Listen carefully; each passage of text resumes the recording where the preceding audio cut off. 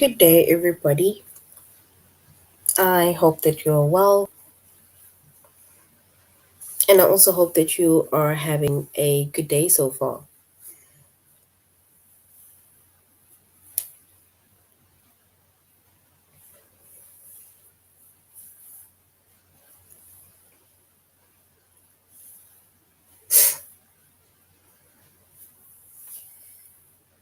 Today, we'll be doing our grade 5 English lesson on idioms and adages. And before we start, we're going to log on to aplusstudents.ca.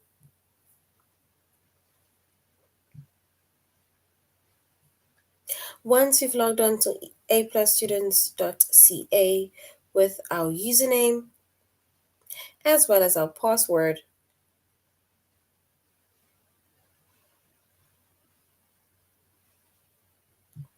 and then we're going to select the subject of English language arts. We're doing grade 5.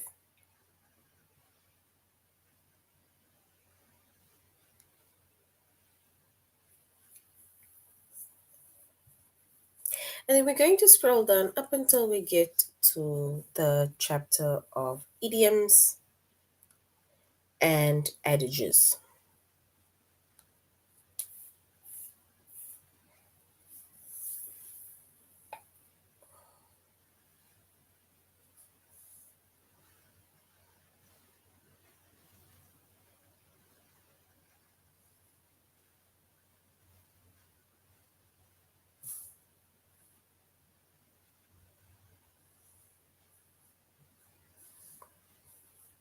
All right, so our chapter is idioms and adages.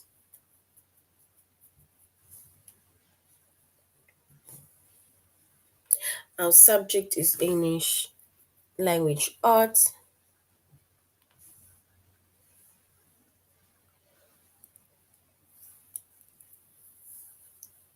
Grade 5.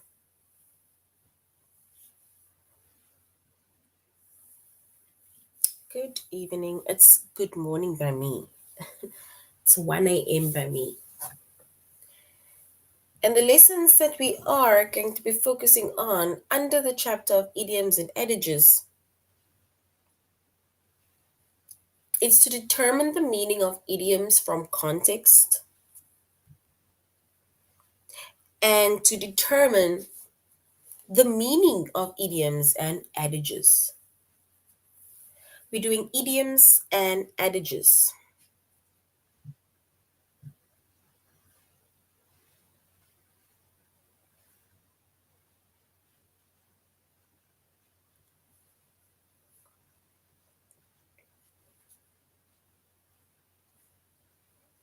Right, so that is going to be our lessons for today, which is to determine the meaning of idioms from context and to identify the meaning of idioms and adages.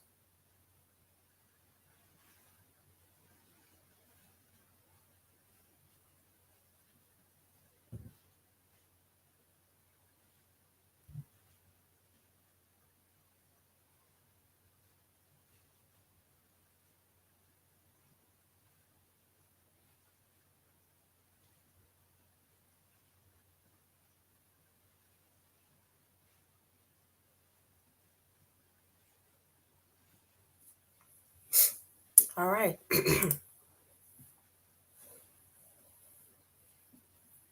So when it comes to idioms, right? An idiom is a phrase that means something different than what the word in the phrase mean on its own. Remember with idioms, right? The words or the sentence, right? When you give the meaning of that sentence, right? Or you try to give the meaning of that sentence, then you shouldn't give the literal meaning of what that sentence is. Because an idiom is a phrase that means something different than what the word in the phrase mean on its own, right? And we're going to look at a few examples. And remember, you shouldn't see or look at it as literal. You need to look at it more of a figurative expression and try to get the meaning of it more figuratively.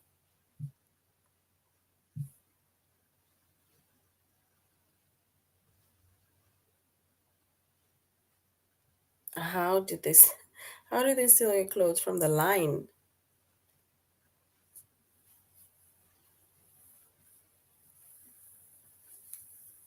So an idiom is a phrase that means something different than what the words in the phrase mean on its own, right?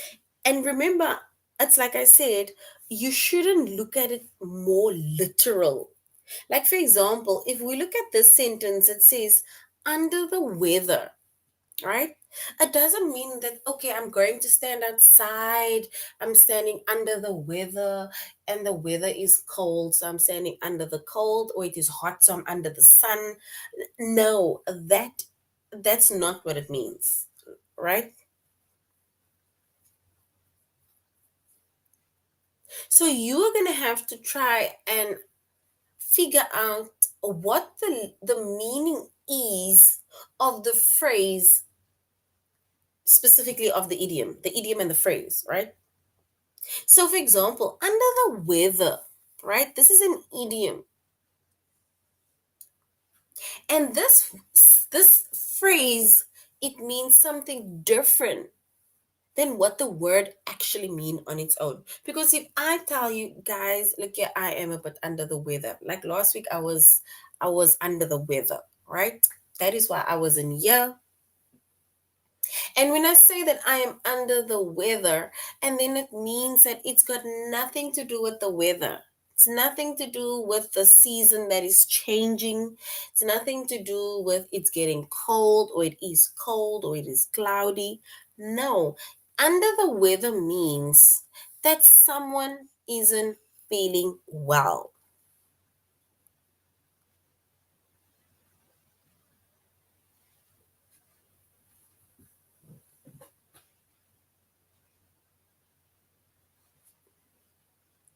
So once again, if you look at the phrase under the weather, right? Remember, like I say, it is not a literal meaning of going outside and standing under the weather, right? That is not what it means.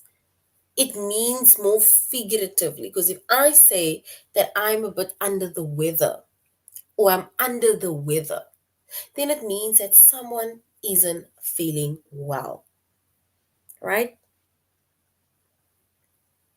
Someone is ill. So if you may be feeling a bit fluish, or since it is now the change of season and your sinus is acting up, right? You are sneezing, you're coughing, your throat is sore, and you have all these kind of symptoms, and then you can just tell somebody like, look, yeah, I'm under the weather, or I'm a bit under the weather, right? That basically means that you are not feeling well. So that is what under the weather means. And here it says Sally stayed home because she's feeling under the weather. Like last week, I did not, for 2 days, I did not teach because I was feeling under the weather, right? So, under the weather is a phrase that means something different than what the words actually mean. No, it's not opposite. Right? It's not opposite because remember, under the weather and someone feeling not someone isn't feeling well, it's not opposite. It's just that the phrase means something different. So you shouldn't look at the word directly or literally. You should look at more you should see it more as a figurative in a figurative way.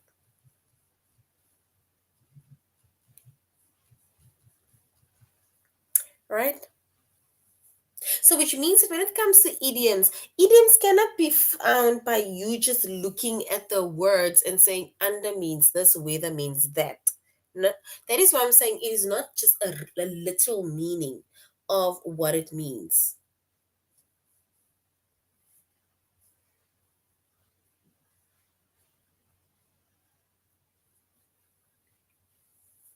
When it comes to idioms, right, you're going to have to remember them, or you're going to have to at least try and figure out the meanings by looking at how it is maybe used within a sentence, how it's maybe used within a phrase, right? Like, for example, here where it says Sally stayed home because she's feeling under the weather. So now, if you look at that sentence with this phrase in, and now you're like, Sally was feeling under the weather. That is why she didn't come to school. What do they mean? Now you try and figure it out because Sally's been coughing, Sally has been complaining about headaches or tummy aches, or right? Then you realize, oh, so under the weather actually means that Sally is not feeling well. Exactly. Like it's raining cats and dogs. It means that it's raining a lot, right? But it's nothing to do with dogs and it is nothing to do with cats. It's not like they're saying the cats and the dogs are falling from the sky or falling from the clouds in the form of rain. No, it doesn't mean that. It's like you say, raining cats and dogs, it means that it is pouring outside.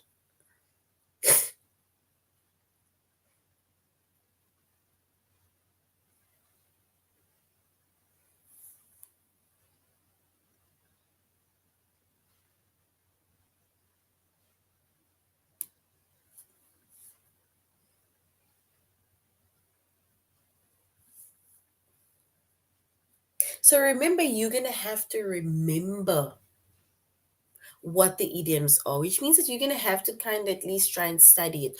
Or if you find a phrase or an idiom that is new, right, and there's no direct meaning to it, then you should at least see how the idiom is then used within a sentence in order for you to try and figure out what it really means. And remember, don't look at it literally. Because if you're going to look at it literally, and then of course, you are going to get it wrong. Because if you look at something literally, like for example, raining cats and dogs, then in your mind, you're going to now try and picture how the cats and the dogs are actually falling from the clouds, right? So that is what you're going to, and that is going to be wrong. You're going to have to try and look at it more figuratively, right? Raining cats and dogs, and I'm looking outside, and it is pouring. Oh, that is what James mean when he says that it's raining cats and dogs. You look outside and you see that it is pouring, right? So once again, when it comes to idioms, right, it is a phrase that means something different than what the words in the phrase mean on its own. It means something different. it's not going to be it's not going to be correct if you look at it literally, because if I look at it literally, raining cats and dogs, in my mind I'm going to see the cats and the dogs falling from the sky. That is the literal meaning, right? So if you look at something literal, then it means that you're going to see that under the weather. You're going to try and picture that Sally is under the weather. She's standing under the clouds, under the sun, under the rain. That is what you're going to try and picture.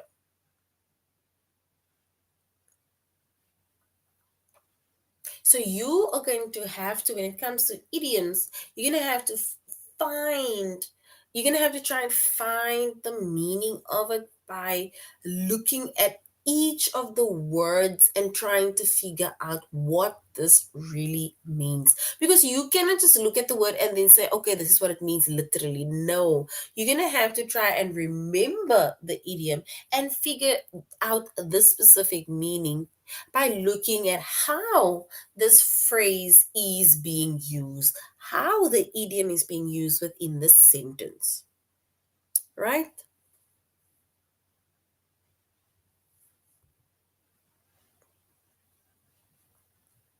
Any questions on idioms before we continue?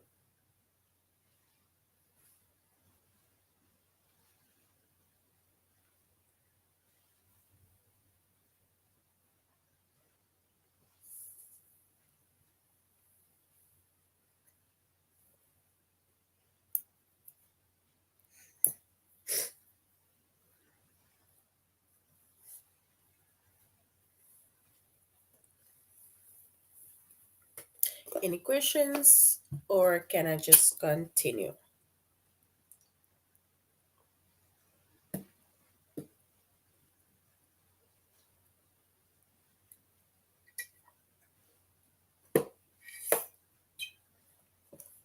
All right, no questions. Okay, so now we're going to look at a few examples, right? Before we go to A plus students. Um, okay, I'll type it.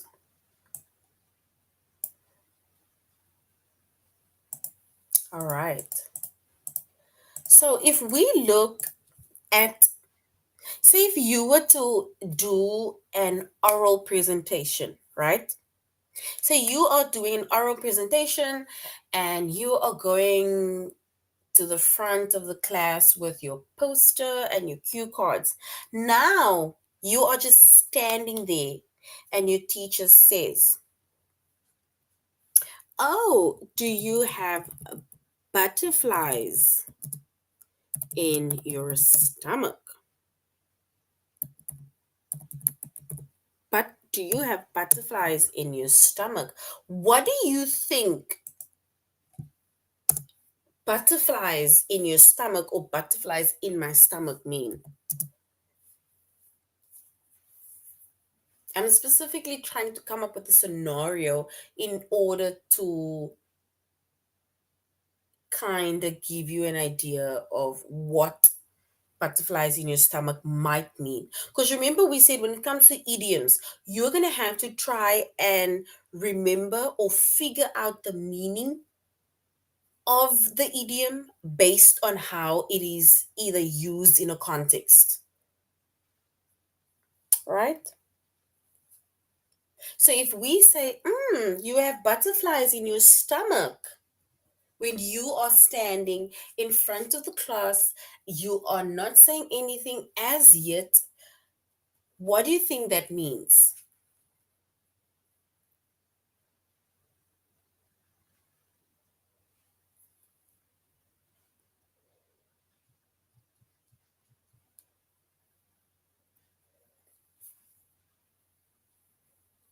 Butterflies in your stomach. Yes, so well done. So, butterflies in your stomach means that you are either nervous or you're feeling nervous, or we can maybe say you're a bit shy. Yes, right? So, butterflies in your stomach means that you're nervous or shy. So, do you see how I even tried to come up with some scenario to kind of give you an idea of what butterflies in your stomach might mean, right? Standing in front of a class with your poster, you're about to talk and do your oral presentation, but now you are actually nervous, you are shy, you are shaking, your tummy is turning, right? Because everybody is looking at me, and what if I'm going to say the wrong thing and they're going to laugh at me, right? So now somebody's like, you have butterflies in your stomach, or in your mind you're thinking to yourself like, yo, I have butterflies in my stomach. It doesn't mean that the beautiful butterflies are flapping there in your tummy. No, you are nervous because automatically it feels like your tummy is turning, right? So you have butterflies in your stomach. You are feeling a bit nervous, or we can say you're feeling a bit shy, right?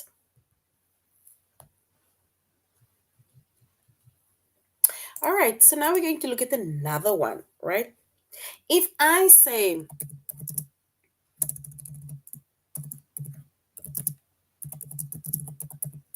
once in a blue moon, if something happens once in a blue moon, once in a blue moon, we would take a drive out, a nice 2, 3 hour drive up the mountain, up the hill, or something with the family. Once in a blue moon.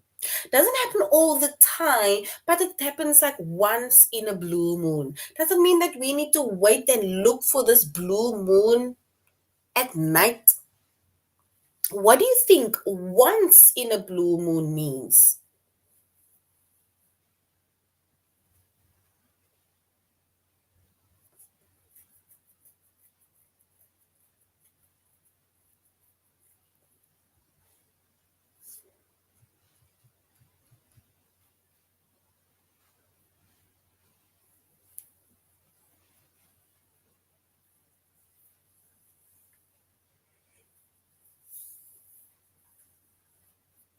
Yes, well done. So we can say once in a blue moon, it happens like, once in a while, or it can happen rarely, right?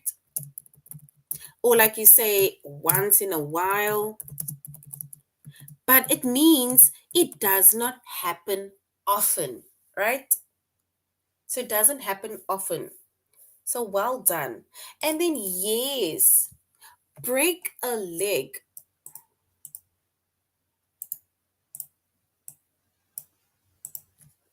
So, yes, we can say break a leg.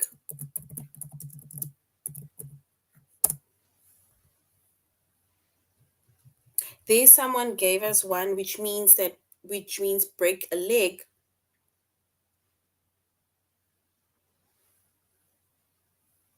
And yes, we can say that the idiom break a leg. Remember, if somebody says, if you're about to run and we're like, break a leg, are we saying you should break your actual leg?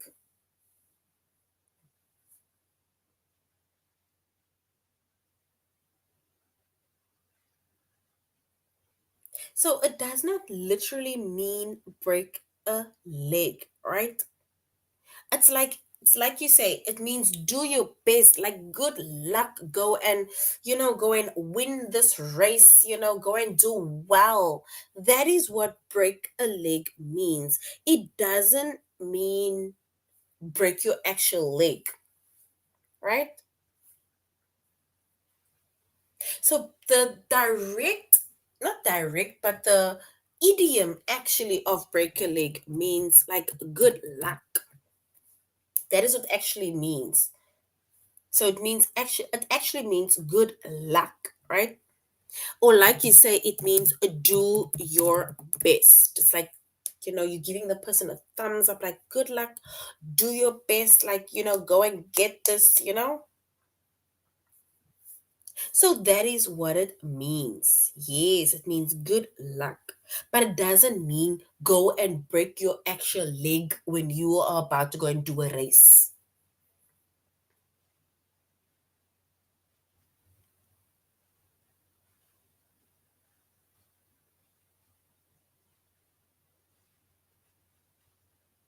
Right? So these are idioms, and idioms, once again, it's phrases, or it's a phrase that means something different than what the words in the phrase means on its own. You need to look at this idiom and not look at it in a direct way, because if you're going to look at it in a direct way, and your friend is about to do a race, your friend is about to do something, and you tell your friend break a leg, and you are going to think in your mind they are going to break the actual leg. No, you need to look at it and figure out the meaning by looking at how your phrase is being used, right? So that is idioms. So now we're going to aplusstudents.ca. We're just going to look at idioms again, and then we are going to our test. And once again, we said an idiom is a phrase that means something different than what the words in the phrase mean on its own. And once again, do not look at idioms in a literal way, right? You're gonna have to try and figure out what the meaning of these phrases are by looking at how the phrase is being used. Or you're just gonna have to try and remember it, right?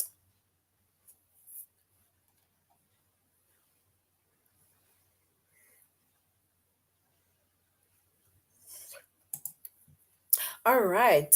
So now, if we look at this question, it says, what is the meaning of on the back burner? On the back burner. And it is used in the context of my hobbies. My hobbies or activities will be on the back burner until studying for the exams stops taking up my free time.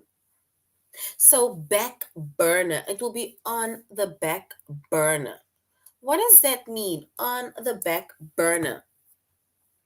My hobbies, my activities, going to my friends will be on the back burner until studying for the exams stops taking up my free time.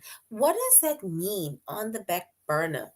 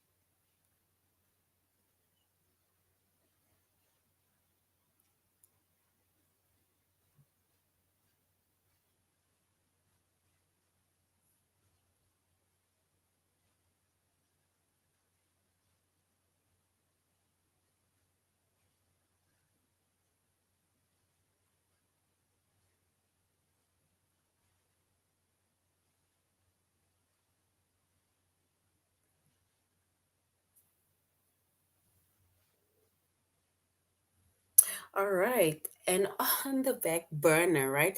Let's say, for example, you need to study, right? It is exams and you need to study, right? So now, when you need to study, what is your focus? Your focus is studying, right? So your focus is studying because I need to focus on my exams. So when it comes to friends, when it comes to hobbies, right? It's not like I'm saying I'm going to stop doing my hobbies, I'm going to stop going to my friends. It's just that for this week or 2 weeks, since I'm busy with exams, I'm busy with assessments, my hobbies will be on hold, right? For this week, I'm not going to do any hobbies. I'm not going to go and play soccer for 2, 3 hours.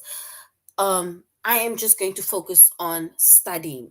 So when we say that my hobbies will be on the back burner until studying for exams stops taking up my free time, it means that my hobbies will be on hold, right? It means it will be on hold. Yes, it will. You can, okay, we can also say it will stop for a short time. So that is correct. It will stop for a little while. It's just going to be on hold. Like, guys, like, just give me at least 1 week to study for my exams or 2 weeks to study for the exams. As soon as the exams are over, we can chill, we can hang out again, we can play our PS games and our Xbox or go out. So well done. It just means that it's going to stop for a short little time. It's going to be on hold, right?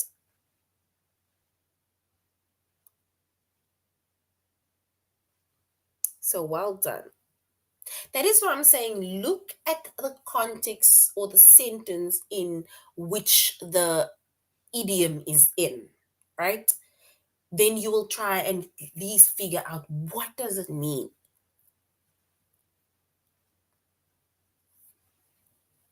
right? All right, if we look at the next one, it says, what is the meaning of in a nutshell? If I am explaining everything, and now at the end of this lesson, I'm like, so guys, that is it in a nutshell. So if you guys are going on a trip and now they're explaining the the this that you must have, that you must have, blah blah blah, they're explaining things, and the person says, okay, so that is in a nutshell. What does that mean? It says, if we look at the sentence, I'm in a hurry. So tell me in a nutshell. Like, tell me in a nutshell, what happened at the city council meeting? Like, I'm in a hurry. So tell me in a nutshell, what happened at the city council meeting?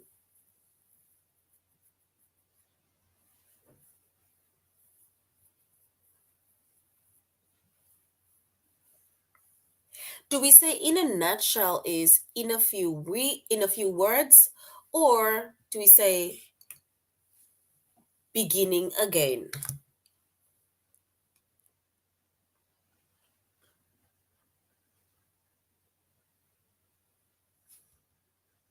So in a nutshell, is it in a few words? Does it mean in a few words, or does it mean to the beginning again?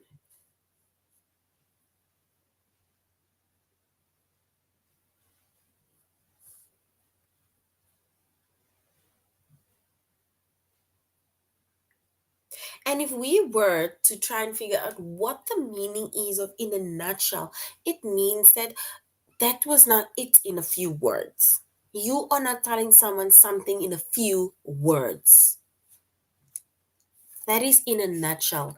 In a few words. In a nutshell. In a few, okay, few minutes, kinda. I like that you're trying, but in a few words. So well done, right? All right, so now we're going to our test, and we are now going to determine the meaning of idioms by looking at the context in which it is written, or the sentence in which it is written, right? It says, what is the meaning of at the drop of a hat? What is the meaning of at the drop of a hat? It says, does it mean falling to the ground or with little persuasion? The sentence is, or the context is, don't mention Hawaii,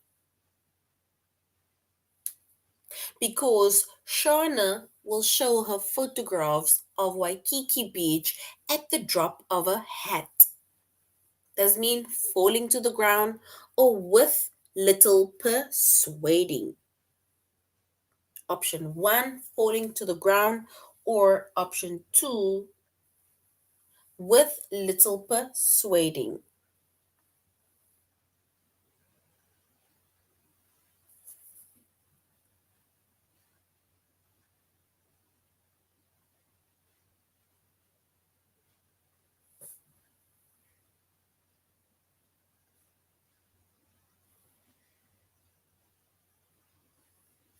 Which one is correct? Option one or option two?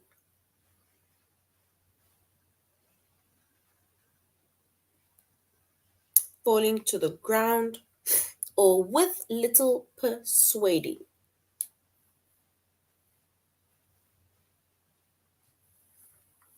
And if we were to choose the correct one, then yes, we will say that don't mention Hawaii because Shauna will show her photographs of Waikiki Beach with a little persuading at the drop of a hat.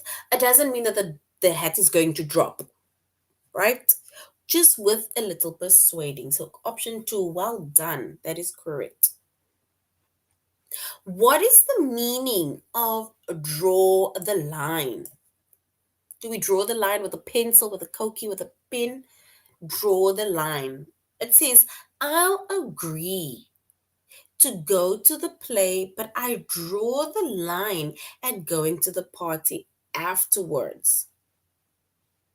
So, draw the line. Does it mean option one, to set a limit, one won't go beyond? Or option two, to make a mark with a ruler? Which one is correct?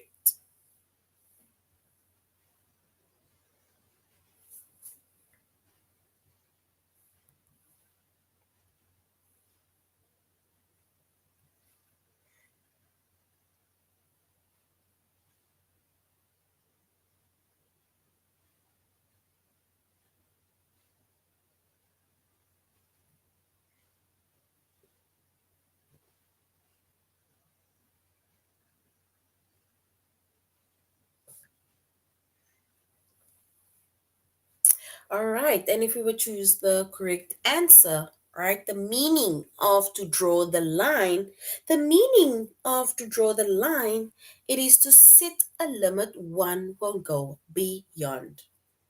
Like I would go with you to wherever, but I draw the line when it comes to bungee jumping, for example, right? So I set a limit, like I am not going beyond that. That is what draw the line means. So well done. All right, the next one says, what is the meaning of have a big mouth? Don't look at it figuratively and look at somebody's mouth that is now big. No, not directly, right? It says, my cousin Ryan has a big mouth. So he told everyone that I like Owen. Big mouth. What does it mean to have a big mouth? Is it to accept option one and offer now for a late time? Or option two, to tend to give away secrets?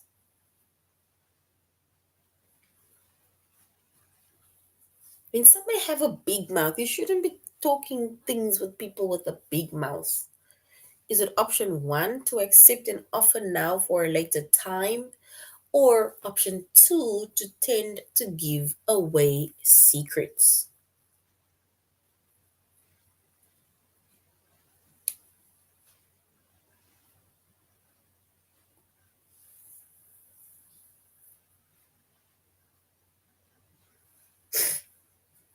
All right, so yes, option two is correct.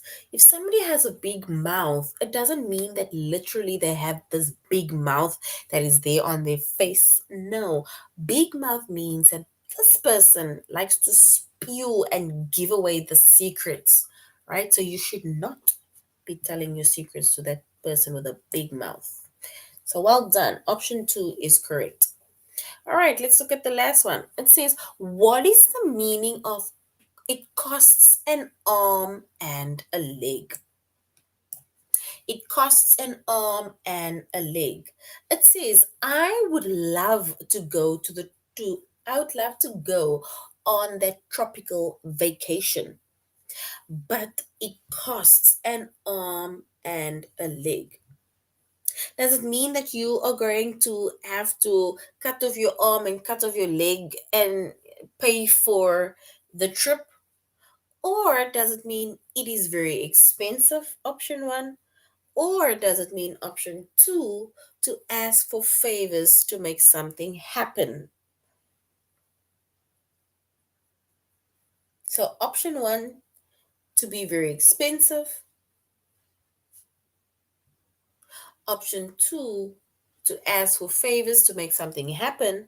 Or does cost an arm and a leg mean in order for me to go to tropical vacation, I need to chop off my arm and chop off my leg and pay for it? Go and sell my arm and my leg in order for me to go on this vacation.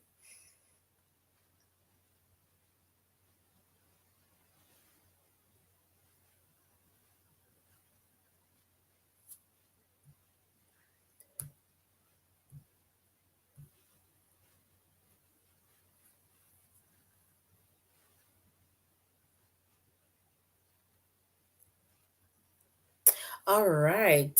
So if we were to find the meaning of it costs an arm and a leg, right? Then we can say the meaning of that is it is very expensive, right?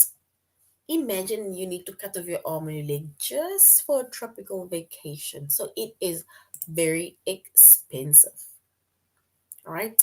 All right. Let's do one more and then we are done.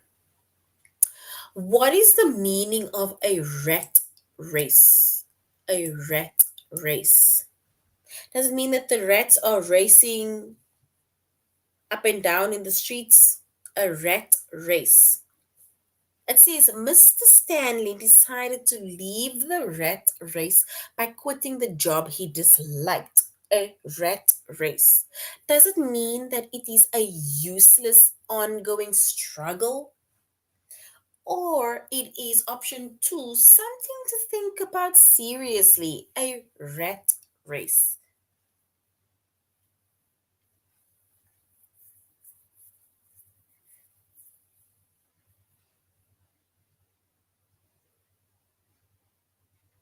Exactly, Aisha. Like when it comes to, when you also say spilled the beans, and then it means that you let a secret out. You told everybody about the secret. Yes, well done. Well done. I love that one. Spill the beans, like, yeah, let me spill the beans and tell you. That is like letting a secret out. You are not telling people, you know?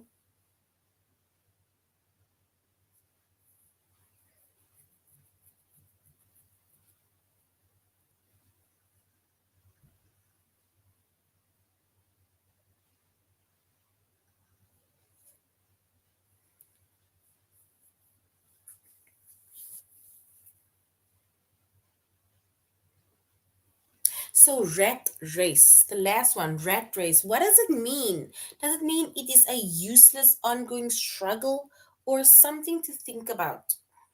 A rat race. Or does rat race actually mean it is rats running around and they're competing? A rat race.